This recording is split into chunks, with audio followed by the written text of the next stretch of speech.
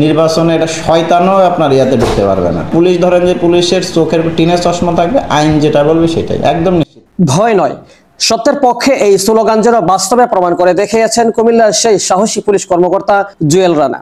2021 সালে ইউনিয়ন পরিষদ ইউপি নির্বাচনে আলোচনায় আসেন কুমিল্লার সিনিয়র সহকারী police super SP Jewel Rana. এক সচেতনমূলক বক্তব্যে তিনি বলেন, নৌকার প্রার্থী হয়েছেন বলে জিতে যাবেন এই আশা ভুলে যান, ব্যালট নিয়ে চিন্তা করলেই ডাইরেক্ট গুলি চলবে। এই বক্তব্য দ্রুতই ভাইরাল হয় এবং রাজনৈতিক অঙ্গনে রীতিমতো চাঞ্চল্য সৃষ্টি করে। ক্ষমতাসীন আওয়ামী লীগের বুটছুরি ও প্রভাব বিস্তারের বিরুদ্ধে দাঁড়ানোর কারণে সরকারি মহলে তার বিরুদ্ধে মামলা করা হয়। তবে কুমিল্লার স্থানীয়রা বলেছেন, সে সময় বুট কেন্দ্রগুলোতে কোরআন রাখা হয়েছিল শান্তি রক্ষার জন্য, যার কারণে সেখানে নির্বাচনে আওয়ামী লীগ কাঙ্ক্ষিত সুবিধা পায়নি। নৌকার প্রার্থী হয়েছেন বলে যে চেয়ারম্যান হয়ে যাবেন বিষয়টা এমন না।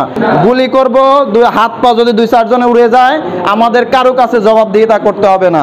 জনগণ ছিলেন সন্তুষ্ট এবং অনেকেই জুয়েল রানার সাহসিকতাকে প্রশংসা করেছিলেন। এদিকে জাতীয় নির্বাচন প্রাক্কালে আবারও আলোচনায় জুয়েল রানা। বর্তমানে তিনি কর্মরত রয়েছেন ঢাকা মেট্রোর পুলিশ জিএমপি অতিরিক্ত উপপুলিশ কমিশনার এডিসি হিসেবে। সম্প্রতি এক বক্তব্যে তিনি বলেন, জাতীয় নির্বাচনে ভোটারদের জায়গা দিতে হবে, মানুষ নিজের ভোট নিজে দিবে, কোনো দলকে বাড়তি সুবিধা দেওয়া যাবে না, পুলিশকে টিনের চশমা পরে মাঠে নামানো হবে, অর্থাৎ নিরপেক্ষভাবে কাজ হবে। তিনি আরো বলেন, 5 তারিখের পর থেকে আমি স্বাধীনভাবে কাজ করতে পারছি, রাষ্ট্রপতির আদেশে তার বিরুদ্ধে মামলাগুলো প্রত্যাহারের প্রক্রিয়া চলছে।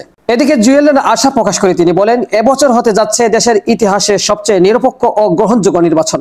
একসময় যাকে করা হয়েছিল টার্গেট, আজ সেই পুলিশ কর্মকর্তাই বলেছেন, ভোটের অধিকার ফিরিয়ে আনাই এখন সবচেয়ে জরুরি। জবাবদিহিতা ও গণতন্ত্রের জন্য যাদের দাঁড়ানো দরকার, তাদের পেছনে থাকার সময় এসেছে এবার।